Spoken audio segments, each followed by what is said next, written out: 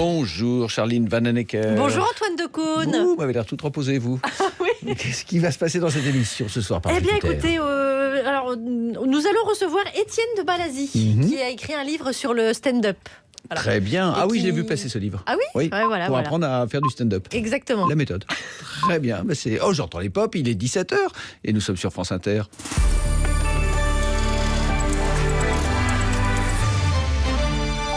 Les infos, Hélène Roussel. Et ça y est, l'OMS lâche le mot pandémie. Le monde doit s'y préparer, annonce l'Organisation mondiale de la santé. Cet après-midi, la hausse des cas est jugée très préoccupante.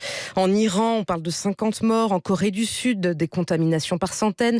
Ou encore en Italie, premier foyer de l'épidémie de Covid-19 en Europe. 6 morts en 48 heures. Plus de 200 contaminations. 50 000 habitants confinés dans le Nord. Pas d'école, pas de bar, pas de Scala, pas de festival de Venise. Mais visiblement, les habitants font leurs réserves car les supermarchés sont pleins à craquer. C'est un reportage à Milan de Francine Beretti. Des masques de protection sur la bouche et des packs d'eau dans chaque main, l'air préoccupé. Les clients qui font le plein ne s'arrêtent pas pour discuter aujourd'hui. Daniel, lui, est en pause cigarette.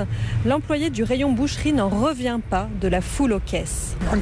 Depuis hier, tous les supermarchés ont été pris d'assaut. Ils ont annulé les parties de football. Et là, tout le monde a pris peur. C'est la vérité. Dans vos villages, à partir d'aujourd'hui, tous les bars doivent fermer à 18h. Je suis inquiet. Ce vendeur n'est pas le seul à être préoccupé. Depuis les annonces des autorités hier sur la fermeture des lieux publics, la situation est devenue grave pour beaucoup de gens. Du coup, le rayon frais du magasin est déjà à moitié vide et à 10h30, plus d'orange. Laura et Lucia, elles, font leurs courses habituelles. Elles ne comprennent pas cette frénésie. On essaie de garder notre comportement habituel alors que là, on voit des gens sortir avec des chariots remplis d'eau, de lait. On ne comprend pas pourquoi. Et aussi avec du papier hygiénique. Des paquets de papier hygiénique à n'en plus finir. Les gens ont décidé de s'enfermer chez eux. Pour beaucoup de Milanais, la ville et la région ont trop tardé à prendre des mesures adéquates. Ils s'organisent à leur façon. Et puis 4 nouveaux pays sur la liste des contaminés depuis aujourd'hui. Le Koweït, Bahreïn, l'Irak et Oman. Le coronavirus qui gagne du terrain donc hors de son berceau chinois, qui frappe aux portes de la France. Le pays en alerte. Le ministère de la Santé demande aux voyageurs qui ont fréquenté ces 2 dernières semaines la Chine, mais aussi la Corée du Sud et surtout ces 2 régions italiennes de la Lombardie et de la Vénétie, de rester en confinement chez eux, d'éviter sur les 14 prochains jours de se rendre au travail, à l'école et dans tous les lieux publics, y compris les transports en commun évidemment. Et bien sûr, l'inquiétude monte. Dans les Alpes-Maritimes, d'abord, département frontalier avec l'Italie, 2 cas suspects écartés aujourd'hui. Les tests sont négatifs, mais les hôpitaux de la région restent mobilisés. Au CHU de Nice, un infectiologue sera joignable 24/24 en lien avec le SAMU. Et puis aussi inquiétude en Corse, beaucoup de liaisons aériennes et maritimes avec le voisin italien. Le préfet de Corse, Franck Robin. S'agissant des transports, la France est en contact étroit avec l'Italie. Il y a 2 régions, la Lombardie et la Vénétie, qui sont identifiées comme régions à risque. Il y a une petite région avec 14 villages qui est totalement confinée, mais les liens entre les grandes villes italiennes, par exemple entre Milan et Rome, ne sont pas interdits. Et donc la France a calé sa position de la même façon. En matière de détection de la maladie, s'agissant des contrôles, la température, il n'y a pas de stratégie sanitaire qui mette en place ce type de contrôle. Pas plus en Corse que par exemple à Roissy, tout simplement parce que la seule mesure efficace, c'est de repérer la personne qui a développé des symptômes. Qui souffre par exemple de toux ou de fièvre, se signale immédiatement au centre 15. Voilà les préconisations du préfet de Corse, Franck Robin. Les réunions avec les agences régionales de la santé qui se multiplient un peu partout en France. Il y a aussi des cas suspects. Un car Flixbus en provenance de Milan arrêté à Lyon-Perrache. Le chauffeur pris de quinte de toux hospitalisé. Les autres usagers ont été confinés quelques heures avant d'être libérés par les médecins. On peut rappeler que la plupart des victimes en Italie étaient âgées et ou malades. Qu'en France, le coronavirus a fait 1 mort, 1 patient toujours hospitalisé, mais tous les autres ont été guéris. D'ailleurs, l'OMS indique à l'instant que l'épidémie est en recul en Chine depuis le début du mois de février. Le coronavirus, l'effet boule de neige sur les places financières. Les bourses européennes dégringolent, idem à l'ouverture tout à l'heure à New York du Dow Jones et du Nasdaq, -3 et -4%. Un acte volontaire volontaire ou un accident? Trop tôt pour répondre. Un homme a foncé sur la foule en plein défilé de carnaval dans la ville de Volksmarsen, dans le centre-ouest de l'Allemagne. 7000 habitants, il y a plusieurs blessés. Le conducteur a été interpellé par la police. On n'en sait pas plus pour le moment. Au bout d'une semaine de débat, l'Assemblée nationale a adopté le tout premier des 65 articles de la réforme des retraites. Il aura donc fallu 70 heures pour venir à bout des 2000 et quelques amendements et sous-amendements déposés par l'opposition. Un article qui fixe les principes généraux du futur système par points, validé donc par 89 voix contre 46. Et puis Peugeot, condamné pour faute inexcusable. PSA va devoir verser plus de 100 000 € à un ancien ouvrier exposé à l'amiante tout au long de sa carrière sur le site de Sochaux. Décision du tribunal de Belfort.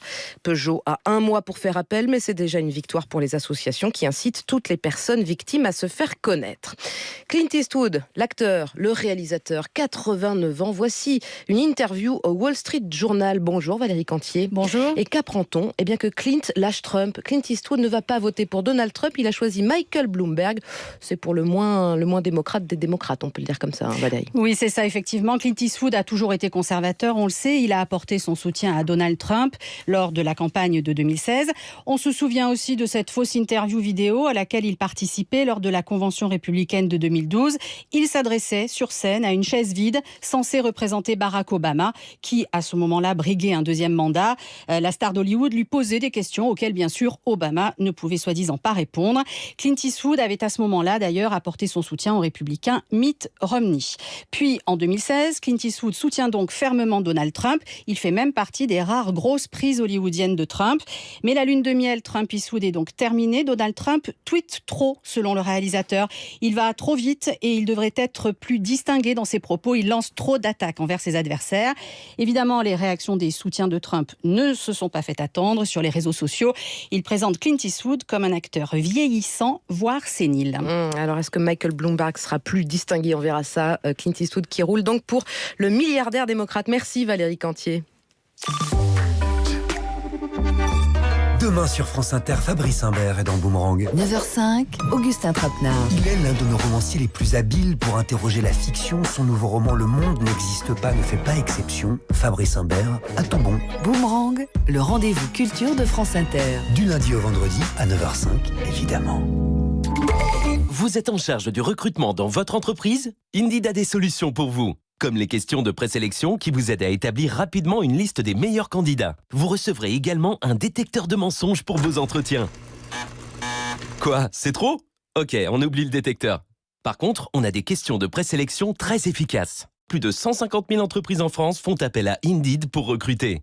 Postez votre offre d'emploi sur indeed.fr/radio et essayez gratuitement les questions de présélection. Les conditions générales s'appliquent. France Inter aime Myopia, le nouvel album d'Agnès Obel.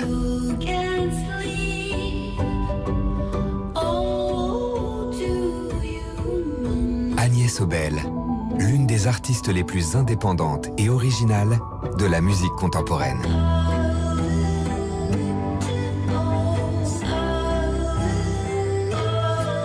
Retrouvez Myopia d'Agnès Obel dans le programme musical de France Inter et sur franceinter.fr. 17h08 tout pile sur France Inter et voilà, vous allez nous donner un petit peu de sourire dans cette journée, Charline Vanhoenacker. Et si on veut bien, Hélène Roussel, mais si, je veux que vous vouliez. Ah d'accord, c'est beau. C'est Ça beau n'a ce pas que été vous facile dites. pour nous aujourd'hui non plus. Hein. Pas Non, vous mentir. Je veux bien le croire. Allez, il nous est arrivé une petite mésaventure, chère Hélène. J'écoute. Ah bah restez à l'écoute parce que toute l'émission va être un petit peu, je dirais, sous le sceau de cette mésaventure. Je vous embrasse, Hélène. Moi aussi, très fort. Bisous, Allez, Hélène Roussel. à demain. À demain. –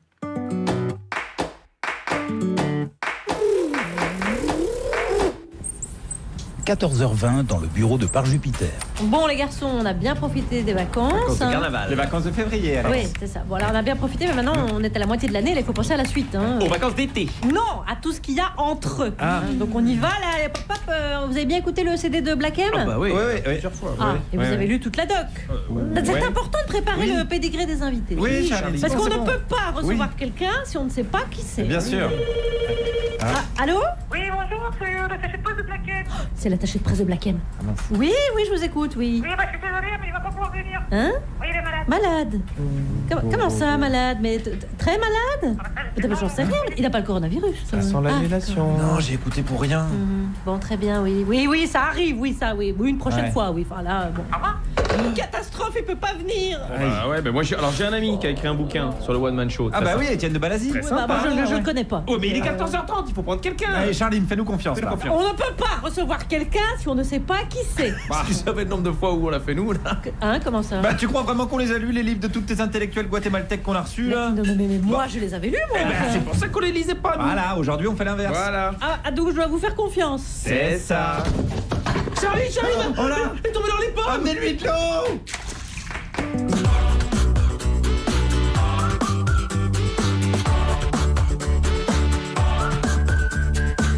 Bonjour la France Inter et bienvenue à l'écoute de la jeune pousse du service public dont voici la devise du jour. Rien ne sert de courir vite, il faut partir à temps ou s'appeler Agnès Buzyn. Voici nos amendements à l'actualité. Comment ça les municipales? Ça se passe dans toute la France? Première nouvelle, il faut dire que c'est dans la capitale que la campagne est la plus inattendue, où Agnès Buzyn, la candidate de l'Élysée, a 3 semaines pour appliquer le programme de Rachida Dati. Buzyn s'est-elle lancée ou a-t-elle été poussée par l'Élysée? Allez, vas-y. Vas-y, mets-toi de pied. Laisse-toi aller. Viens, c'est fastoche. J'y vais, mais j'ai peur. Le coronavirus est plus efficace que Salvini pour refermer l'Italie sur elle-même. Le carnaval de Venise est interrompu, même la messe est annulée dans le nord du pays. Quand ça se passait en Chine, ok, mais là, la pandémie est à nos frontières. Hein? Mes vacances sont foutues, je partais pour l'Italie. Les radios sont passées à côté du rap, mais pas le streaming. Le disque s'est usé quand le rap a décollé. Bref, le genre musical n'étant pas passé par la porte, il est passé par la fenêtre. On n'est pas des lèches vinyles du système, tu vois. C'est sûr. Et voici le sélectionneur officiel de l'équipe, Alex Vizorek. Et oui, voilà toute la belle équipe qui est sur ma route, ouais, il y avait du lourd, ouais. On salue Black M, qui est malade. À 17h20, celle qui explique mieux la musique que je ne la comprends, c'est vous, Mélanie Bauer. Oui, bonjour, aujourd'hui, je devais parler de Black M. Les meilleures chansons d'Étienne de Balasie, vous allez donc nous faire? Non, je vais vous présenter Chapelier Fou. Il était sûr que vous en avez déjà parlé. Chapelier Fou. On s'en souvient bien. Chapelier Fou. Et un nom bien sûr. 17h30, celui qui s'il se lance dans le rap sera surnommé White M ou Maître Meurice. C'est vous, Guillaume Meurice. Bonjour à tous, je vais vous parler des élections à la mairie de Paris justement. Je suis allé voir les Parisiens qui suivent le trio de tête de près et qui sont pas bien contents. Il y a 3 femmes. Où sont les hommes? Alors, et la parité alors? Et à 17h40, le dernier arrivé dans l'équipe, donc potentiellement en cas de mauvaise chronique, le premier parti. On salue Émeric Lompré. Bonjour. De quoi on va parler? De Black M. Très bien. Eh bien, voici celui qui va bien nous dépanner l'open space. Vous n'êtes pas. Mais qu'est-ce que vous en savez? Je suis Black M. France Inter, Charline Vanhoenacker, Alex Vizorek. Par Jupiter. Oui, n'éclatez pas tout mon plan parce que tout était prévu. Je vais être sage comme une image, je vous promets. J'étais très bien élevé. Bienvenue, Étienne de Balasie. Mais bonjour, comment allez-vous? Bonjour, très bien, merci. Vous êtes metteur en scène. Vous avez mis en scène des comiques, des humoristes. Oui. Et vous publiez un guide du stand-up et du one-man show aux éditions du Cherche Midi. Je vais donner le titre complet. C'est le guide, entre parenthèses presque, complet du, entre parenthèses presque, parfait stand-up et one-man show. Donc on sait que vous êtes un comique dans l'âme. Je crois, oui. Première question, donc, étant donné que on embrasse Black M qui est au fond de son lit. Oui, grosse bise. Voilà. Big kiss, Black. Qu'est-ce que ça fait de ne pas être Black M? J'ai fait toute l'émission sur Black M, donc ça va être comme ça toute l'émission, je vous préviens. Non, mais d'abord, je pense que je lui ressemble pas mal. Oui, j'ai le même flow. Voilà, vous n'êtes pas en tournée, vous? Je suis actuellement en tournée. Ah, c'est vrai? Oui, avec un artiste, avec d'autres artistes. J'accompagne beaucoup les artistes avec lesquels je travaille, donc je suis en tournée. Je suis dans toute la France. Avec Jean-Luc Lemoyne et bientôt Patrick Timsit. Voilà. Donc oui, je suis en tournée un petit peu quand même. Vous n'avez pas d'album, vous n'avez pas collaboré avec Niro, Cobaladé. J'ai des albums de photos personnelles que je ne vais pas vous montrer parce que je ne présente pas à la mairie de Paris, mais... Bon, je vous rassure, on ne va pas faire toute l'interview comme ça. Je vais vous laisser la parole avec... Qui c'est qui avait lu le livre? Évidemment, parce qu'évidemment, c'est intéressant de savoir comment travaillent les autres humoristes et c'est pour ça que je l'avais lu.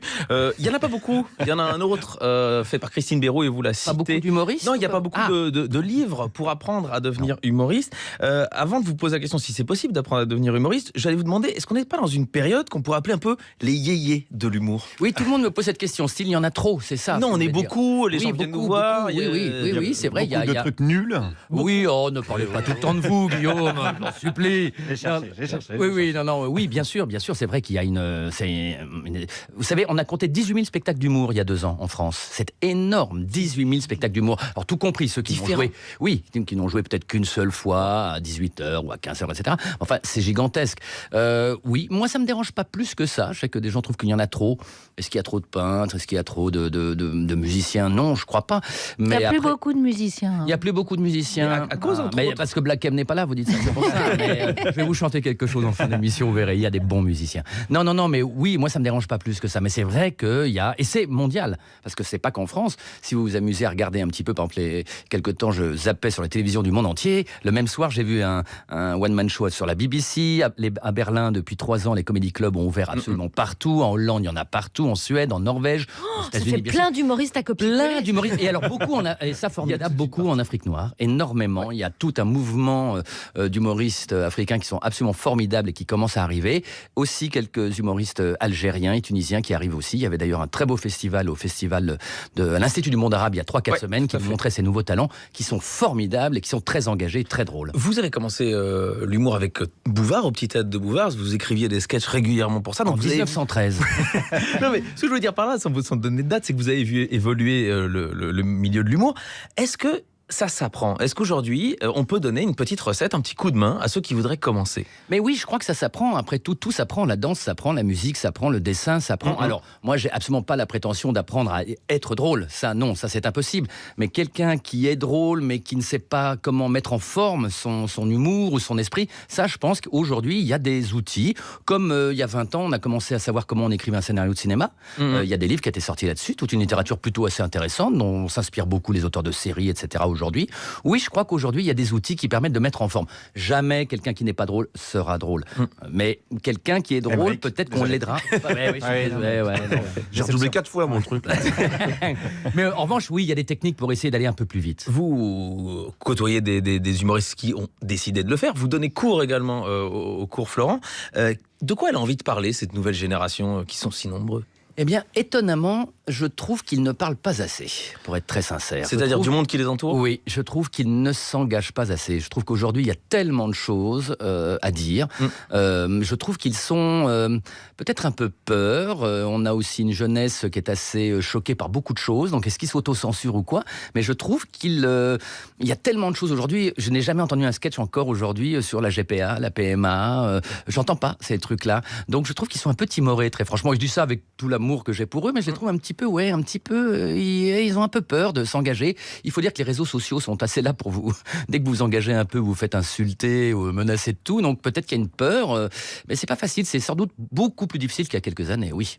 Bon, écoutez, on va lire le guide pour essayer de se lancer là-dedans, mais on peut tout dire. Enfin, ici, en tout cas, on estime qu'on peut. Et peut-être faut-il le faire avec. Il faut tout dire. Ouais, il faut aiguiser son couteau avant d'attaquer les sujets très difficiles. Exactement. Non? Aiguisé donc. Étienne de Balazy avec nous, donc le guide presque complet, presque parfait du stand-up et du one-man show.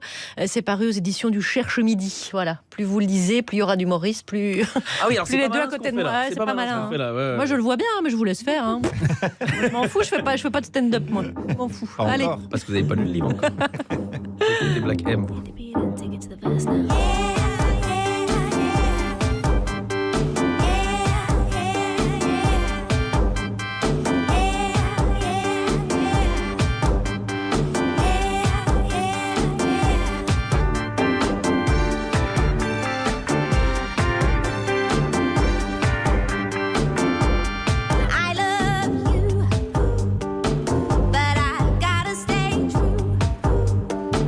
My morals got me on my knees.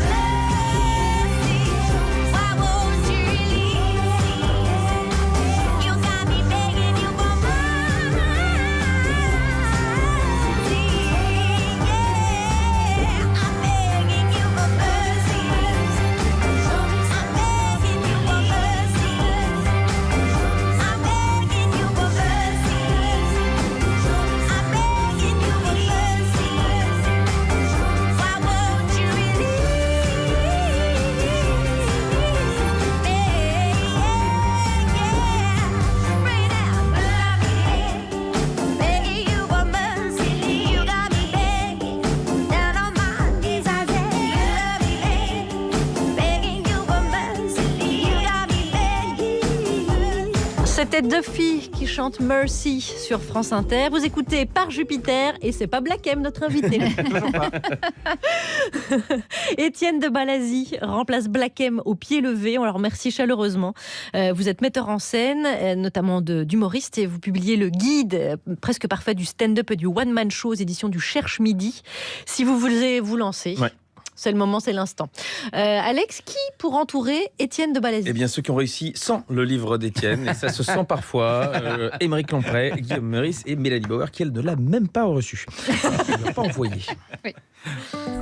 Évidemment, j'ai tweeté, j'ai le droit de tweeter, parce que c'était sur l'air de « à cause des garçons », et j'ai coté « oui, à cause des petites connes ». Le journal de presque 17h17. Moi, je n'aime pas être grossier, mais là, il faut employer le mot « c'est un con ».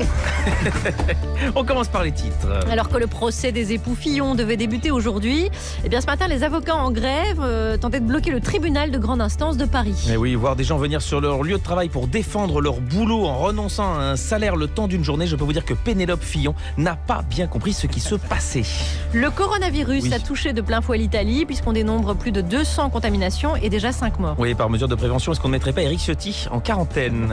C'est une bonne idée. Et les brèves aussi, non ? Oui, l'épidémie de brève continue à se propager dans toute la France depuis son foyer principal, le studio 611 de la Maison de la Radio. On va peut-être fermer la porte. On commence par la politique. Le JDD nous a révélé hier qu'Emmanuel Macron pense à Nicole Belloubet, la garde des Sceaux, pour présider la Cour des comptes. On parle bien de celle qui avait omis de déclarer 3 biens immobiliers. Oui, c'est elle, oui. Oui, on imagine que s'il n'est pas dispo, le deuxième choix, c'est Jérôme Cahuzac.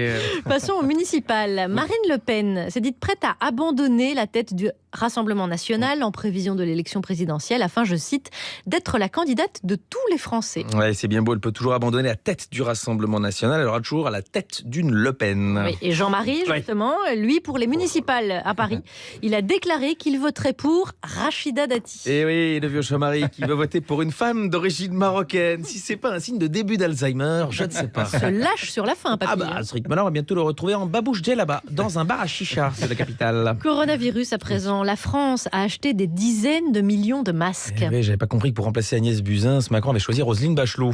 C'est un peu de budget. Et en raison du virus, eh bien la fin du carnaval de Venise, le carnaval a été annulé ce week-end. Voilà. Et le carnaval d'Alost en Belgique, c'est quant à lui tristement distingué avec des déguisements antisémites. Oui, alors je tiens à rappeler, c'est du côté flamand. Oui, en tout cas, là, la maladie qui menace le plus ce carnaval, c'est la peste brune. Passons à la sextape de Benjamin Griveaux. Voilà, ça les gens préfèrent. D'accord, là, tout le monde est attentif. T'es vigilant. Qu'est-ce qui se passe? Non, tout va bien. Bon. Alexandra de Taddeo aurait reçu entre 5 et 10 vidéos de l'ancien candidat à la mairie de Paris. Alors là, non merci. C'est comme le film Camping. Quand t'en as vu un, t'as pas super envie de voir les autres. Ouais, à 10 épisodes, on peut peut-être envisager de faire une série. Alors j'ai le slogan. Aïe. Après, plus belle la vie, plus beau le vie. C'est joli, c'est... Ah oui, c'est une blague de vocabulaire. Pas ce mot. C'est un synonyme de tub. Voilà, plus élégant. En plus, pour ne pas dire tub. J'ai bien senti que ça allait être élégant. Allez, people et sans transition. On parle toujours de vie, donc. Oui. Vie toujours, si je puis dire. À 23 ans. Concentrez-vous, c'est une à 23 ans. On est là, on est ensemble, on est avec vous. Même si Macron n'en veut pas, nous on est là. Pensez à Black M. À 23 ans, la fille de Steven Spielberg se lance dans le porno. Et là aussi, j'ai déjà des titres. Oh non, rencontre avec le troisième type, le fils de Schindler, et attention aux dents de ma mère. Oui, pardon. Le fils de Schindler. Oui, pardon. Ah ouais, c'est ça, d'accord. Oui, pardon.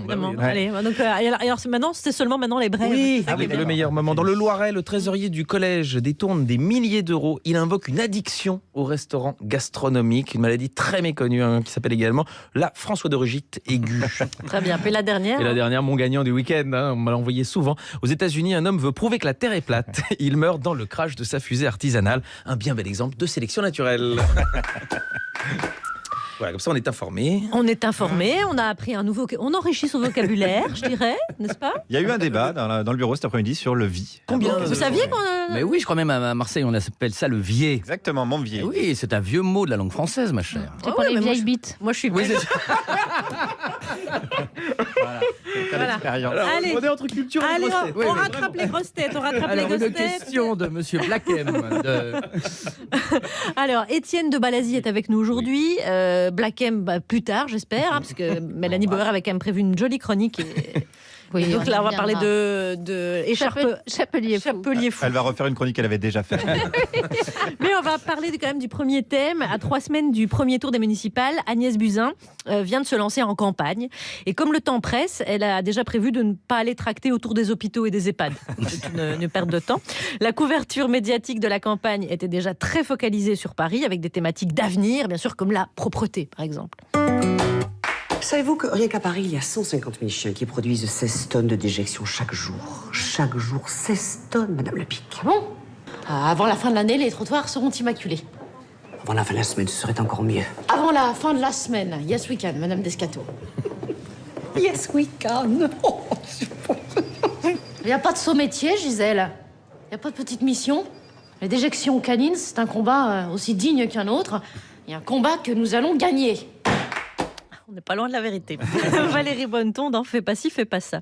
Alors Étienne de Balasie, quelle réflexion ça a déclenché chez vous, ce plan d'urgence ministre de la Santé au chevet de la campagne LREM à Paris? C'est une question sérieuse.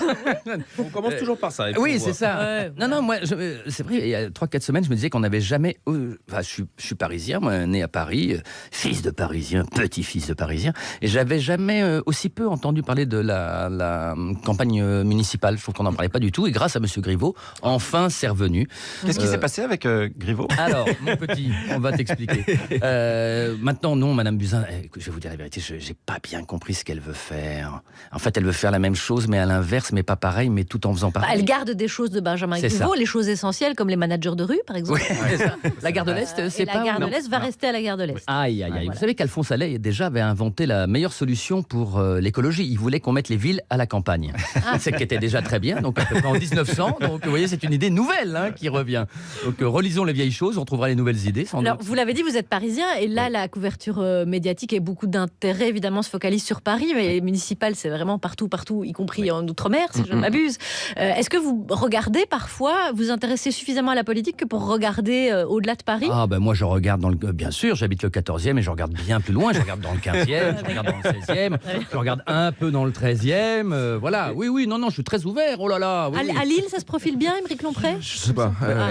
Elle voulait pas se représenter, mais il va quand même. Vous avez traité pas mal la campagne municipale parisienne, vous avez fait plein d'émissions d'actu. Est-ce que ça a toujours été comme ça, que la ville, évidemment, qui prend toute l'attention, c'est Paris? C'était aussi flagrant Moi, je suis d'une génération où la ville de Paris était très importante parce que j'ai connu le moment où on a inventé le maire de Paris, car je suis très âgé. Et donc, oui, bien sûr, je t'en prie. Non. Et donc, effectivement, non, mais c'est vrai, c'était à l'époque, lorsqu'on a créé la mairie de Paris, Jacques Chirac, tout ça, c'était très important. Mais je trouve qu'on en parle très très peu cette année. D'habitude, pour moi, c'était très important. Les municipales, vous savez, les petits villages, j'aime la France. Mais pourquoi c'est important, le municipal à Paris? Mais je ne sais pas, j'essaie de répondre à vos questions auxquelles je ne sais pas. Que dirait Blackem? Blackem, il aurait répondu. Vous auriez posé cette question à Blackem, il a grandi dans le 7e arrondissement.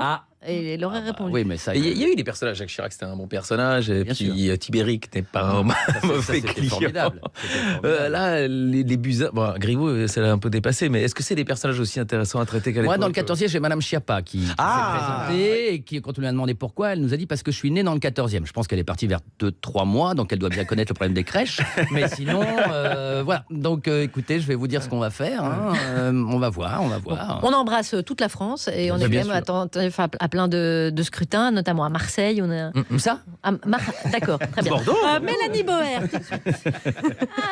Alors moi je suis contente, attendez je me chausse, je suis assez contente que Blackem ne soit pas là, bien que j'ai chroniqué avec beaucoup d'intérêt son album, pour vous parler de quelqu'un que j'aime beaucoup, je suis vraiment fan. Alors ça va vous intéresser peut-être vous aussi Étienne, cher invité, parce que j'ai cru lire quelque part que vous aviez fait du violon avant de faire du théâtre. Mais oui, je continue encore à massacrer ce pauvre instrument qui n'a rien demandé à personne, qui s'appelle un violon. Oui, c'est vrai. D'accord, donc vous n'êtes pas drôle sur scène et vous ne savez pas jouer du violon. Non, absolument. Mais Il s'agit donc de Louis Wariński, un grand artiste dont je suis le travail depuis longtemps. Je vous avais d'ailleurs présenté un de ses disques ici même en 2016. Son pseudo, c'est Chapelier Fou, violoniste formé au Conservatoire de Metz. On le découvre en 2009 avec un mélange savant de boucles, de machines et surtout son violon comme maître de cérémonie. Il sortait à l'époque sur le label indépendant nancéen Ici d'ailleurs, à seulement 25 ans, son premier titre, Darling, Darling, Darling.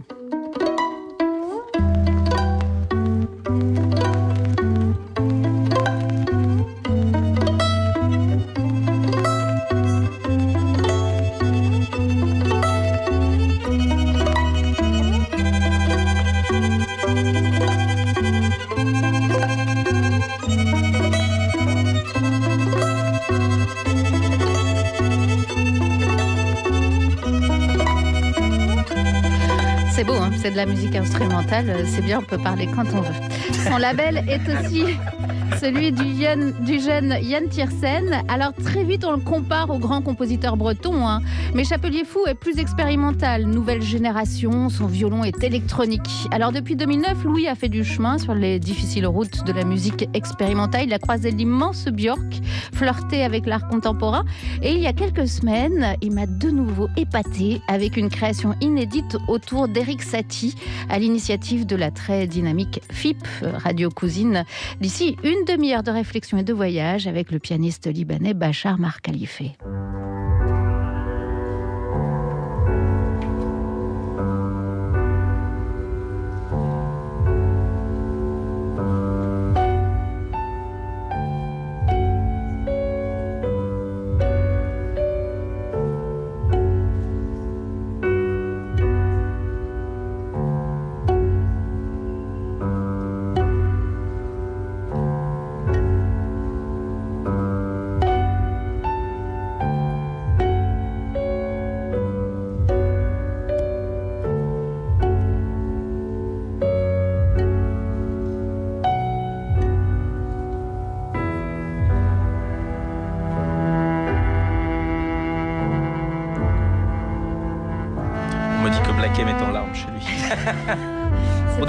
Trop d'émotions d'un coup. C'est très très beau. Moi ça me fascine cette capacité à rafraîchir cette musique minimaliste et répétitive en lui ouvrant de nouveaux horizons. Alors on sait que Satie est à l'origine beaucoup de musique moderne, mais ici les variations de Louis Wariński avec l'immense compositeur de la dynastie Khalifé Bachar Mar ne voyagent pas que dans le temps. Le piano, violon, machine s'envole aussi jusqu'au Liban, nous revient, médite, c'est à regarder absolument en vidéo sur YouTube. C'est là le mystère Chapelier Fou, l'exploration sans cesse de territoires étranges. Ici, par exemple, le triangle des Bermudes.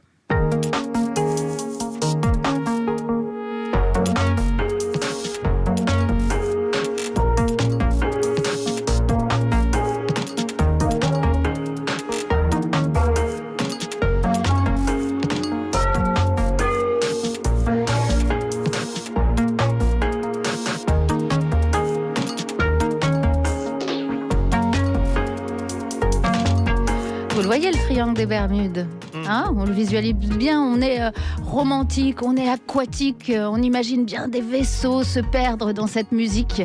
Chapelier Fou sort un nouvel album, Méridien, le 28 février prochain. C'est du rêve, de la finesse, de la beauté pure, tout en maîtrise et en mélodie subtile. Je vous propose un petit voyage pour terminer à Constantinople, version Chapelier Fou.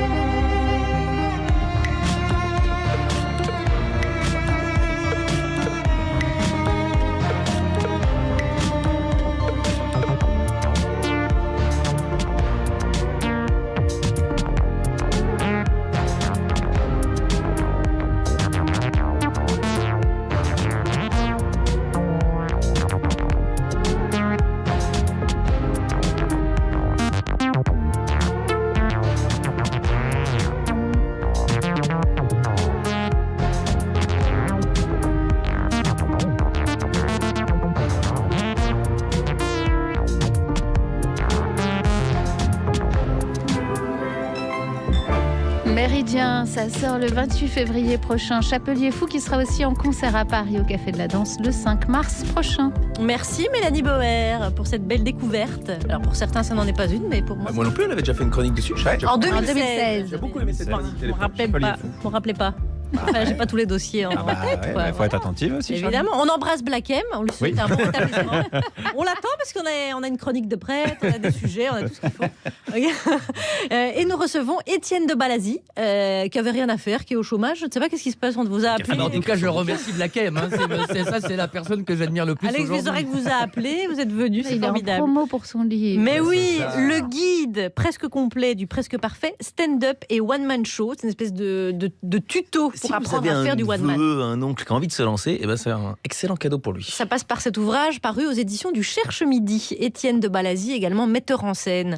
Guillaume Meurice, vous avez déjà croisé Étienne de Balazy dans le métier ? Tout à fait, on a fait un spectacle qui n'a tout à fait pas marché au Bataclan à l'époque. On a fait une revue de presse. Une des pires catastrophes, je crois. Enfin, j'ai fait deux trucs dans ma vie catastrophiques, dont un avec ce monsieur. Voilà. Voilà. Et l'autre c'était quoi ? L'autre c'était une comédie musicale qui était une adaptation de Rabbi Jacob au Palais des Congrès, et Paris Match avait titré à l'époque Rabid Jacob. Pas mal. Et un journaliste de France Inter qui était à l'époque en direct, il faisait ça, il venait à France Inter pendant le spectacle, il dit écoutez, là je suis au meilleur moment du spectacle, c'est-à-dire l'entracte, donc je crois qu'on peut pas faire mieux, et je vais faire comme tout le reste du public, je rentre chez moi.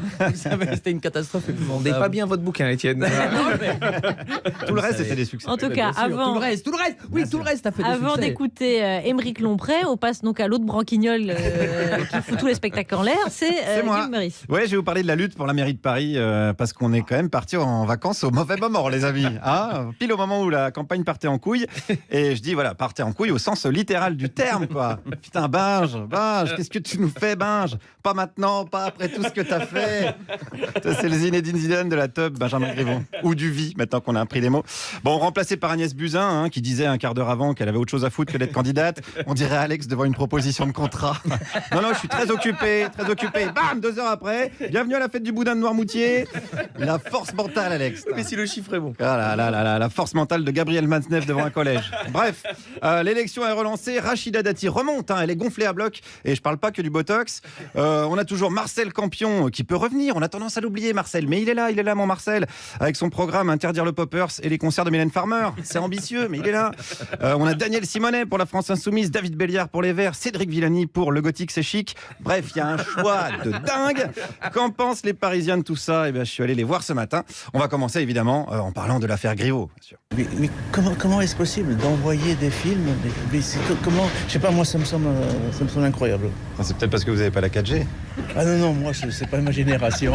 Non, par téléphone je veux bien tuyauter si vous voulez. Mais de là envoyer des films, mais c'est... Vous tuyotez par téléphone ? Non, moi... 70 ans dans quelques jours. Oui, on arrête les conneries. Il y a un temps pour tout. 70 piges, on ne tuyote plus par téléphone. Étienne, je dis pas que vous avez 70 ans. Ah mais... oui, non, mais bon, vous avez connu les numéros de téléphone à 8 chiffres quand même. Hein, oui, bien les sûr. cabines à pièces. Vous avez eu une époque tuyautage par téléphone. Bien évidemment, j'étais très tuyoteur. C'est normal. Je le reconnais. Normal. Mais maintenant, on arrête les conneries parce que ça a un impact sur la campagne. Moi, je trouve ça très bien qu'on fasse le ménage. Je te dénonce, tu me dénonces, on se dénonce. Finalement, c'est tous des... Bon. Vous trouvez ça bien, la dénonciation ? Oui. Voilà, c'est la France. Ça, c'est la France. Ça, c'est la tradition. Ça, on a un savoir-faire. C'est pour ça que Pavlenski, il s'est dit, il faut que je m'intègre. Hop, je dénonce. Alors, moi aussi, je dénonce. Alors, j'ai vu Mélanie, tout à l'heure, écouter une chanson de Mano, cet après-midi. Vous bougiez la tête comme ça sur le rythme, voilà. Alors, c'est pas le tout de faire des chroniques sur les chapeliers fous ou des punks à chiens, je ne sais quoi. Mais ça se caresse les oreilles sur la tribu de Dana. Il faut le dire aussi. Voilà. Dans la vallée. Dans la vallée. Et il faut dire aussi que l'élection est relancée. Cette dame, elle va voter pour qui ? Pour Rachida Dati, moi je trouve. Rachida Dati ? Oui, à Dati, oui. Parce que si vous votez Rachida Dati, ça va pas compter. Non, ça fait rien. Je voterai, j'ai toujours voté. Donc retenez bien son nom, elle s'appelle comment ? C'est pas Rachida Dati. Non, alors, mais ça va tout fausser. Ça va tout fausser. On compte pas dans les sondages les gens qui veulent voter Daffy. Les gens qui veulent voter Bulin, c'est pareil. Bidalgo, ça compte pas. Comme si c'était déjà assez le bordel dans cette campagne. Bon, alors continuons cette fois-ci avec une électrice de Rachida Dati. Écoutez, je l'ai entendue à la radio l'autre jour. Je trouvais qu'elle avait des bonnes idées, qu'elle avait l'air d'avoir la tête sur les épaules. Et ça me plaisait plutôt. Quel genre de bonne idée alors ? Je sais plus trop ce qu'elle a dit. Ça vous a plu? Oui. Mais ça vous a pas marqué? Mais c'est pas simple. Non, c'est pas simple, c'est pas simple. Quand on se souvient du nom, on se souvient même plus du programme. C'est vrai qu'on se demande toujours pourquoi on a des représentants politiques aussi cons. Parce que c'est nous qui les élisons, en fait, tout simplement. Au moins en Belgique, il n'y a pas de gouvernement. Vous vous méfiez de vous-même, vous avez quand même bien raison de ça. Bon, en tout cas, cette dame, elle a une ligne de conduite électorale. Pour moi, c'est tout sauf Hidalgo. Ouais, tout. Si c'est Daniel Simonet contre Anne Hidalgo.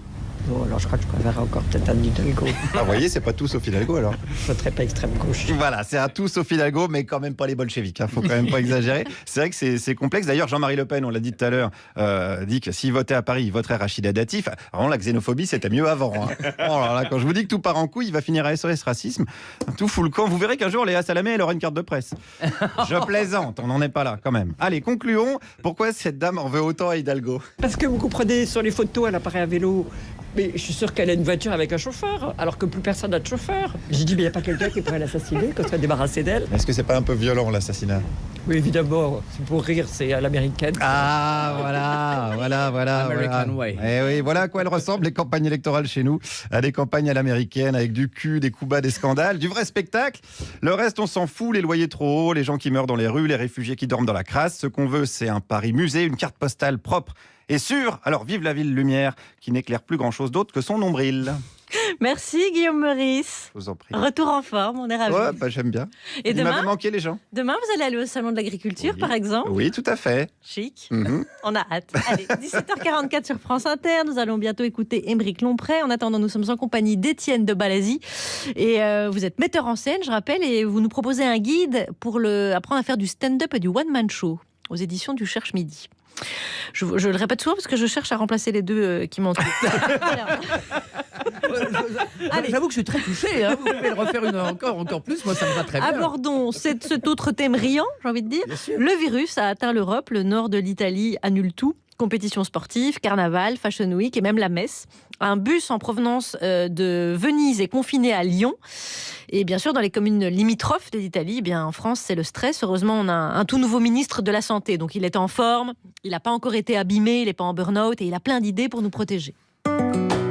Comme en Chine, les autorités groenlandaises ont mis en place une surveillance de grande ampleur des populations pour contenir l'épidémie de coronavirus en faisant appel à des drones. À l'aide d'un mégaphone placé sur l'engin volant, un officier de police interpelle en tout lieu les personnes à risque. Attention! Prise de température! Baissez le pantalon! Le drone peut ensuite détecter la chaleur corporelle de chaque individu grâce à un thermomètre embarqué. Attention! Contact! Seul bémol, cette méthode ultra-moderne a en fait contaminé plus de 800 personnes. Ah oui, mais on pensait pas qu'il fallait le nettoyer, le thermomètre. Oui, mais ça se passe à Groenland, donc ça va.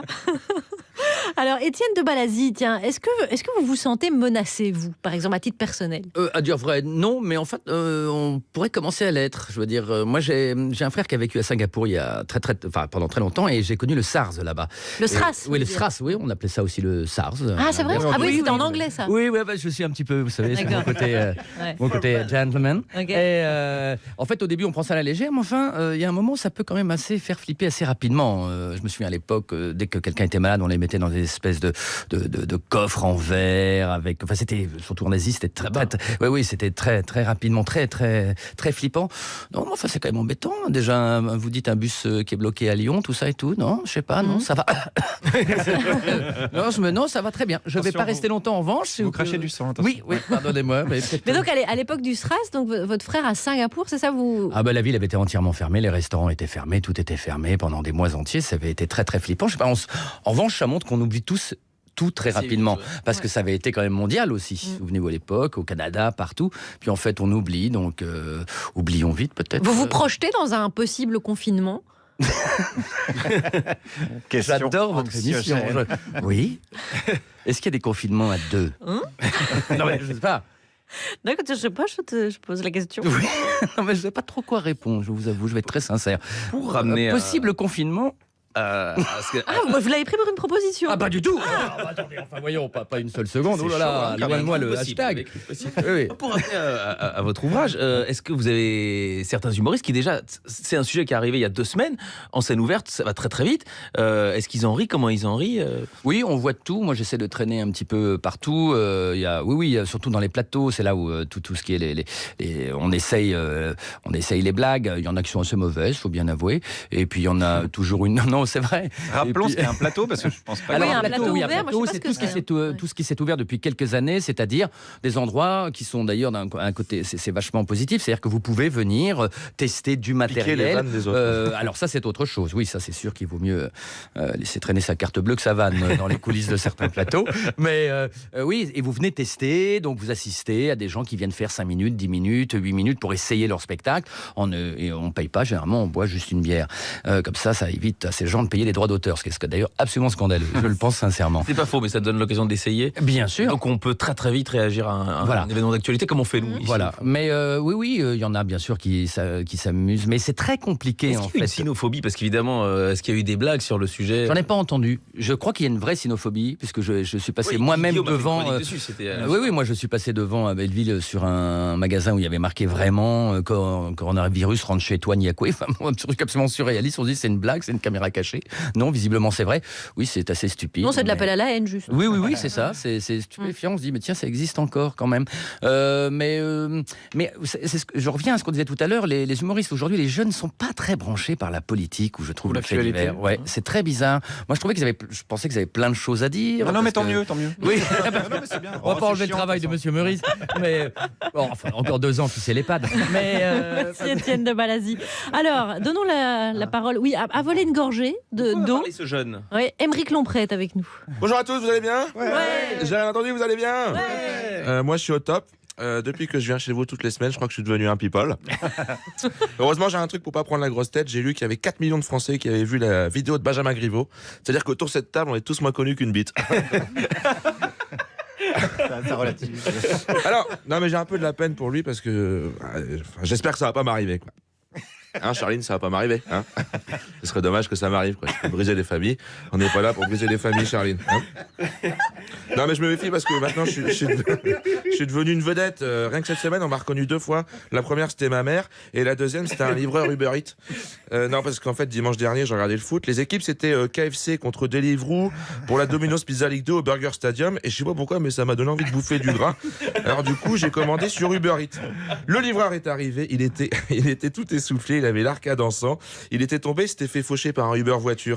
Alors moi, je lui ai dit, mais c'est fou ça, 2 professions comme ça, si proches, qui se rendent compte comme ça. Et je lui ai dit, c'est comme si un flic qui bousculait un alcoolo dans la rue. J'ai ri. Et j'ai bien discuté avec lui. Il s'appelait Edouard. Non, je déconne, Nabil. Et il m'a tout expliqué. 400 € brut pour 60 heures. Il doit payer son sac, son vélo, laisser une caution pour son t-shirt et son badge. Et à un moment, il m'a dit, j'hésitais entre ça ou sur les chantiers au Qatar. Et moi, je lui ai dit, écoute, mon petit Nabil, moi, je t'ai commandé une 4 saisons, pas un reportage sur tes conditions de travail. Et puis, Nabil, est-ce que tu as bien travaillé à l'école? L'argent, ça ne pousse pas sur les arbres, Nabil. Si tu fais pas des efforts, ce sont pas les efforts qui vont te faire. Ouais. C'est beau, hein? C'est pas de moi, je suis en train de lire les mémoires de François Berliand. Et c'est passionnant, et c'est truffé de petits dictons sur la vie. Et là, il me répond, tout travail mérite salaire, mais tout salaire ne mérite pas forcément de travailler, monsieur Lompré. Alors je dis, écoute, Karl Marx, déjà t'es en train de saigner sur ma pizza, alors tu vas te faire recoudre, après on parle politique. Là, il me dit, je peux pas, j'ai pas de sécu. Écoute, Nabil, je suis pas ta mère, t'as qu'à dealer, tu te feras un complément de revenu. Et là, monsieur, je réponds à tout, me dit, c'est trop risqué, pour travailler à Uber, il faut un extrait de casier judiciaire vierge. Oh, je lui dis, écoute, t'avais qu'à devenir président, il n'a pas besoin. Allez, j'ai claqué la porte. Non mais quelle arrogance. Et j'ai mis qu'une étoile, parce que je pouvais pas en mettre 0. Vous savez qu'ils, s'ils ont 2 fois une étoile, ils sont pénalisés. Les 10 prochaines livraisons, ils doivent les faire sans sel. Comme ça, s'ils sont fatigués, qu'ils doivent s'asseoir, ça leur rappellera quand ils ont signé le contrat. Merci de m'avoir écouté. Aymeric Lompré, merci Aymeric. Merci. Étienne de Balazy, parlons rap, parce que vous sortez un nouvel album. Et ça, Black M, il est bien dégoûté. Ouais. Le rap qui était snobé par les radios s'est refait la cerise en streaming. Les rappeurs ne vendent pas de disques, mais dans le fond, ça n'a aucun sens de vous dire ça en fait. Je rappelle nos dis. auditeurs que donc Black M, Ouais. qui a fait du rap avant, qui n'en fait plus aujourd'hui, mais était invité. Si, il fait du rap. C'est moins du rap. Si. Il y a Ah plein de plein de. Bah, on y reviendra. Ah y ouais, reviendra, mais il y on a plein de l'attend du coup, morceaux. Black M, le temps si, de repréparer si tu l'émission, nous faut écoutes, qu'on- reviens parce que Heureusement qu'il n'était pas là, on aurait dit des conneries. il y a un peu de variété quand même. Oui, il y a des morceaux. C'est plus variété, Ouais. c'est plus section d'assaut, je veux dire. Non, mais ça Étienne de commence. Balassi, je vous tiens au courant de la vie de Ouais. Black Oui, M. hein. non, mais c'est là où je vois que j'ai été invité vraiment au pied levé. C'est-à-dire que moi, le rap, comment vous expliquer Non, mais attendez. Avoir quelque chose à dire. Voilà. Mais alors, c'est donc, quoi le souci du rap? l'idée, c'est un truc que j'ai lu dans Le Monde. Oui. Donc le rap qui était snobé par la radio Oui. cartonne en streaming, là, on est d'accord. Les rappeurs ne vendent presque pas de disques, mais dans le fond, ils s'en fichent parce que le streaming, ça fonctionne très très bien et le nombre d'écoutes est comptabilisé, alors que dans le fond, un disque, on peut très bien l'acheter, l'avoir chez soi et jamais l'écouter. Ça, on est d'accord. Oui. Du coup, ils s'en cognent des disques d'or. On est Oui. d'accord aussi. Oui. Ok, Ok. très bien. On est là, on non, suit. après, il y en a Ok, un, on est bon. c'est parce que j'avais écrit le Ouais, lancement ouais. du son, c'est il y en a un, Ouais. il s'en fout pas du disque d'or. C'est un artiste un peu plus à l'ancienne, que vous connaissez peut-être. Les femmes et la beuve, strictement verte, ne t'assieds pas, salope s'il te plaît, t'es énervé parce que je me suis fait sucer la bite et lécher les boules. Je suis avec 6 mannequins, 6 bouteilles de champagne cristal, 4 belvédères de la beuve partout. Danse, enculé de ta mère, danse. Alors, c'est Alain Finkielkraut qui traduit les paroles d'une chanson. C'était pas Kid Smile d'ailleurs, qui était à l'Élysée, voilà. Voilà. Et puis, ouais, Finky fait des trucs comme ça. Mais on sent qu'il y a une Alors, je me carrière. disais, donc, comme on avait préparé ce sujet sur le rap, j'ai trouvé une question qui va peut-être relier à l'humour, Étienne de Balassi. Est-ce que le stand-up est à l'humour ce que le rap est à la musique? Moi, je considère que le stand-up, c'est un peu la street art du théâtre. Oui, ça j'en suis persuadé. Pour moi, ça me fait penser à ce qui s'était passé dans le monde de la peinture quand Keith Haring ou des gens comme ça sont arrivés. J'aime bien dire des mots savants. Sont arrivés. Oui, c'est une nouvelle... Parce qu'en fait, on pense qu'il n'y a pas de forme, c'est très libre, etc. Il y a quand même un peu de forme, il y a quand même un peu de technique. Keith Haring avait certainement une excellente technique pour peindre ce qu'il peignait. Donc oui, il y a certainement... Et puis ça vient de la rue, le stand-up. C'est un peu le hip-hop de l'humour. Ça a été inventé, d'ailleurs, le stand-up, certainement par les Américains. On dit par les communautés juives d'abord, puis ensuite par la communauté noire. Et donc ça vient de là, ça vient de la street, baby, le stand-up. C'est moi que vous venez d'appeler baby? Oui. Mais c'est l'art le plus démocratique quelque part, il faut juste en reparler. Ah bah il y a une paire de baskets, des bonnes vannes et on peut y aller. C'est d'ailleurs peut-être une des raisons pour laquelle... Forcément une paire de baskets. Non, t'es pas obligé. Tu peux venir en tongs.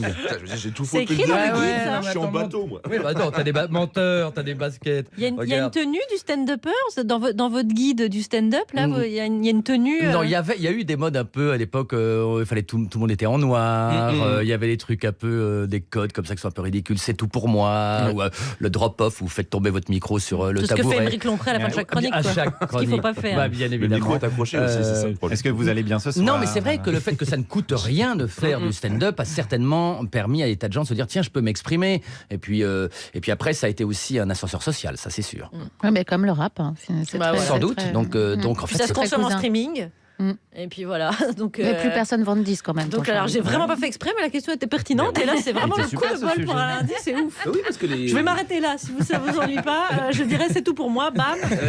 Alex Vizorek. Drop the beat. oui, Juppie Proust, donc un questionnaire où les questions sont courtes et les réponses, je l'espère aussi. On y va sur l'humour. Sur une échelle de 0 à 10, vous vous sentez copie comique à combien? à moi Oui. Moi, rien, parce que comme je ne produis pas forcément d'humour, je Non, suis mais à zéro. vous le soutenez à combien? Enfin, Ah, je le soutiens à 10. 10. Quel humoriste américain rêveriez-vous de mettre en scène? Gad Ah Elmaleh. non, Eddie Izzard est anglais, hélas. Ouais, sinon, ça aurait été j'accepte. lui. Quel humoriste ouzbek rêveriez-vous de mettre en scène? George Krista. Et il est assez très drôle. Très drôle. Son sketch qui s'appelle Klutner est très amusant. Ah, vous avez bien étudié le dossier. Oui. Si vous deviez faire un Montreux-Avignon en train en compagnie de quel humoriste décédé aimeriez-vous le faire? Alex Métayer. Ah, bonne réponse. Quel politique ferait selon vous le meilleur stand-upper? Griveaux était pas mal, là, très franchement. Eh ben, j'ai noté. Quel titre donneriez-vous au one-man show de Benjamin Griveaux? J'ai les voulez la voir boules, je sais pas. Vous voulez la voir? Oui. Est-ce que Nicolas Sarkozy était pas un stand-upper dans le fond? Ah oui, c'est vrai. En plus, il aimait bien tout ce qui était à côté, les meufs, la coke, tout ça. Ouais, il avait le kit. Je vais avoir un contrôle fiscal, non? Ouais. Quelle femme politique ferait une bonne stand-upeuse? Alors, j'en connais une qui a voulu le faire. Ah, et alors, vous pouvez donner un nom? C'était Roselyne Bachelot. Je crois. Oui. Rigolo. Si vous pouviez faire disparaître un sketch de l'histoire du One Man Show, ce serait lequel? Oh, ça c'est super dur. J'ai pas la réponse. Michel Leb. Même lui, à mon avis, serait plutôt pour. Et dernière question, à quel humoriste de France Inter vous offririez-vous volontiers ce livre? Parce qu'il en a besoin. Vous pourrez répondre Léa Salamé si vous voulez. Non, je vous regarde. Faut que vous avez un très beau regard, des beaux yeux. J'ai pas envie de parler tout le temps de vous, mais... Je le prends. C'est déjà fini? Vous en voulez une autre? Ah bah oui, allez-y. J'en avais. Si vous deviez être confiné dans une ville de France, laquelle choisirez-vous? Et Paris est interdit. À Lyon, direct. Ouais, c'est la deuxième ville de l'humour en France. Il y a vraiment beaucoup de cafés-théâtres. Ah ouais, je pensais plutôt moi au Canel, mais... Vous voyez, à 17h58, on a réussi à vous faire parler d'une autre ville que de Paris. Et donc, on salue tous les Lyonnais à 17h58 sur France Inter. Il y a des cafés-théâtres dans beaucoup d'endroits de la France. Et allez-y, parce que vous allez découvrir tous ceux qui ont lu le livre et qui deviendront plus tard les grands comiques. Merci Étienne de Balazy de nous avoir accompagnés. Votre guide donc est paru aux éditions du Cherche Midi. Merci les amis, merci Mélanie Boer, merci Émeric Lompré, merci Alex et Guillaume. C'est la fin de l'émission, on se retrouve demain. Nous recevrons le réalisateur. S'il n'annule pas, on reçoit le réalisateur du film culte Dickeneck, qui sort un nouveau long métrage intitulé Lucky, et il s'appelle, ce réalisateur, Olivier Van Hofstadt. Ah bah je reviens demain alors. C'est belge, ça, non? Merci Julien. Je m'appelle Anna et je veux te remercier chaleureusement. Merci d'être resté dormir sur le canapé